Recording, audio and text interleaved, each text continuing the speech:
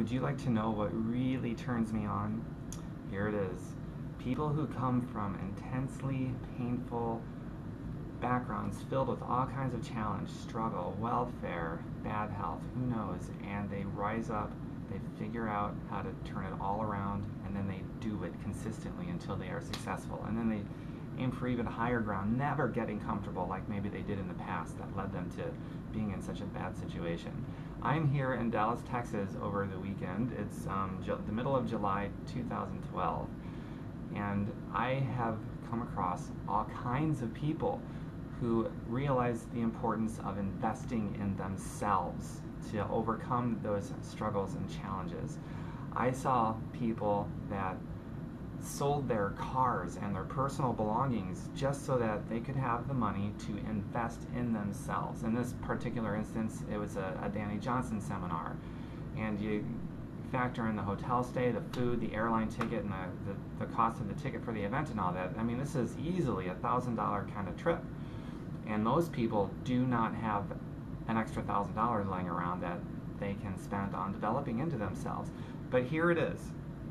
These people, they go on a year later after making that investment in themselves and supplementing that investment, and they pay off $100,000 worth of debt, $30,000. One guy I saw just last night paid off just over $250,000 worth of debt, and he started doing that with no income. And since then, he's grown his income and figured out how to do it. And that was largely because of his determination to do whatever it took to come up with the money to invest in himself and then learn what he applied consistently to get the results that he wanted. That turns me on so much, and so many people will not do it. And here's the thing that all of these people echoed. I mean, the same thing, I'm going to paraphrase here, but they all said the same thing. All these people that sold their personal belongings, who started with little income or no income and massively in debt, who went on to earn like 6 or in some cases 7 figures, pay off all their debt and so on within a year or two later. This is what all of those people echoed. It would have been far more costly to not find a way to come up with that money to invest in myself. It would have been far more costly to not do that. They'd still be broke, they'd still be impoverished, they'd still be, who knows, some of them would be dead by now, they'd be on the street, some of them were on the street.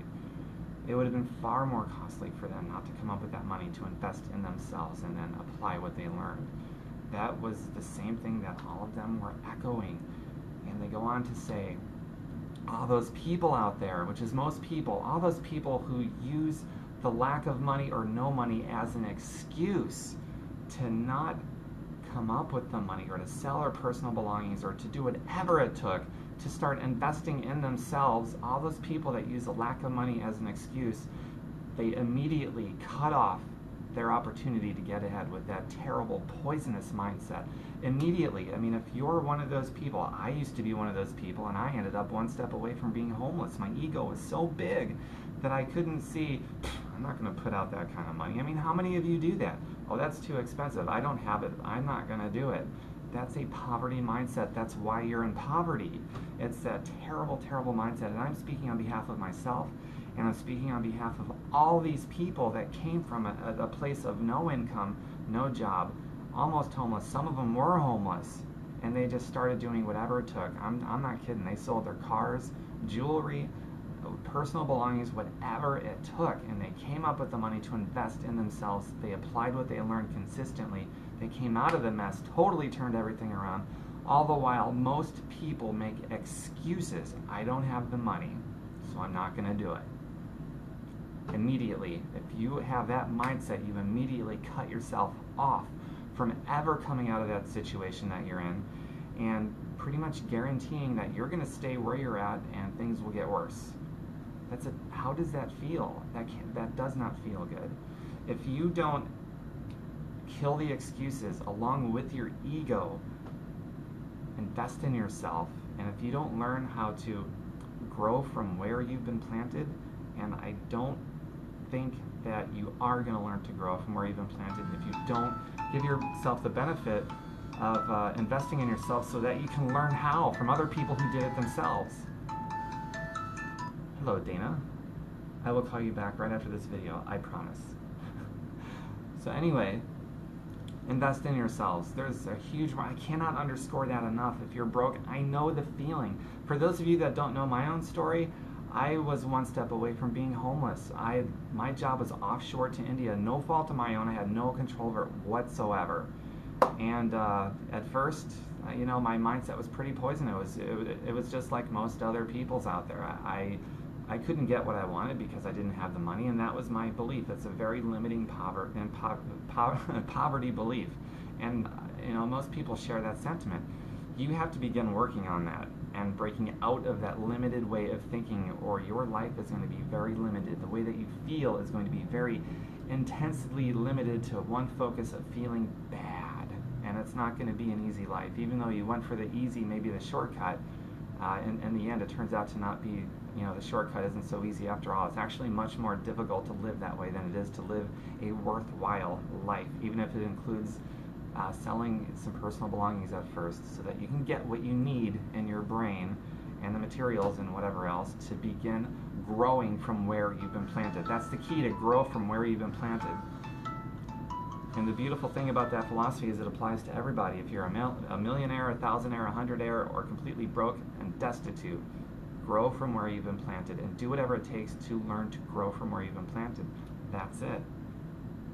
So, and here's one more little point I want to make. Some people, including myself, maybe a lot of people, maybe more than we know, we have a job. I had a job once upon a time, and I was not motivated to grow myself from where I was planted. I wasn't interested in doing anything personal development. I wasn't reading, going to seminars, listening to audio. I did nothing personal development. I didn't spend any money on it. If it was given to me, I wouldn't have taken advantage of something that I was given for free, because there would be no value, because I didn't put any skin in the game or invested any money into it. I was doing nothing. It was because I had this terrible mindset. I was using my job as an excuse to not grow from where I was planted. And I am so grateful that the powers that be set it up so that my boss, the owner of that company, sold my job to India to the highest bidder at no fault, no control of my own. So, because I wouldn't have walked away from it, and I wasn't motivated to do anything. Some people that I've come across, some people I've had the privilege of talking to and meeting, and very, very awesome people, they said that the only way, I asked them, how did you get to where you are? It's incredible. And they say, some of them have said that, the only way I was going to get here was I actually had to put in my 2-week notice at my job so many years ago, because I knew that if I didn't, and I had that job, I'd have been too comfortable, too complacent to grow from where I've been planted. So I had no choice. My priority was to grow. It wasn't to stay stuck at some job. So they put in their 2 weeks, and suddenly they were motivated. They burned their own ships, and bam, that's what it took. So what are you willing to do to learn to grow from where you've been planted? How big is your vision? I hope your vision isn't to just stay where you've been planted and not grow. You're a human being by default. You want to grow, even if you are telling yourself that, oh, I'm fine. No, you were designed by your creator to have that thirst for growth. By default, by a human being, by default of the human species, you are designed to grow. So grow your vision and go for it. And that first step is really to invest in yourself, because the investment you make in yourself actually has a guaranteed rate of return. In fact, it's the only kind of investment that you can make that has a guaranteed rate of return, because it's the only one that you have complete control over. You don't have control over the value of the dollar, the stock market, your job that somebody else owns. You have control over none of that. But you have control over the real estate that's between your 2 ears. And this one investment, by the way, is the one that the fewest amount of people will make. Instead, they'll spend their money on junk. They will send their kids' inheritance to the fast food joints and the department stores on useless junk they don't even need. Is it worthwhile to be financially stupid to send off your kids' college education, or maybe the financial security of your future? Is that really worth being financially dumb? Wealth is always going to go from the financially dumb to the financially smart. You need to grow yourself. Right in here, sell your car, get rid of your job, do whatever it takes to motivate you and to learn to grow from where you've been planted. That's the moral here.